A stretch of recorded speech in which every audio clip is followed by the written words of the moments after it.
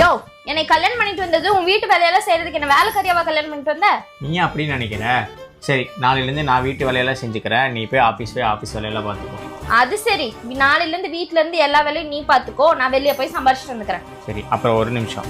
நீ சம்பாதிக்கிற காசுல தான் இந்த வீட்டு வாடகை, கரண்ட் பில்லு, கார் லோனு, தண்ணி வரி, அது மட்டும் இல்லை உன்னோட மொபைல் ரீசார்ஜ், என்னோட மொபைல் ரீசார்ஜ், இது எல்லாமே நீ தான் பார்த்துக்கணும். அப்புறம் இந்த குழந்தைகளுக்கு ஸ்கூல் ஃபீஸு, ஸ்நாக்ஸ் வாங்குறது, இது எல்லாமே உன் சம்பளத்துலேருந்து தான் வாங்கணும்.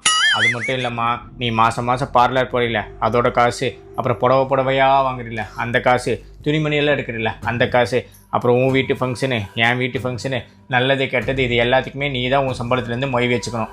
இது மட்டும் இல்லடி, நீ மாதம் என் சம்பளத்துலேருந்து தெரியாமல் உங்கள் அப்பா அம்மாவுக்கு பணம் அனுப்புறீல, அது எல்லாமே உன் சம்பளத்துலேருந்து தான் அனுப்பிச்சுக்கணும். நான் வாங்கி வச்சுருக்கேன்ல கடனு, அது எல்லாத்துக்கும் நீ தான் உன் சம்பளத்துலேருந்து வட்டி கட்டிக்கணும். இது எல்லாத்துக்குமே ஓகேனா நீ வேலைக்கு போ.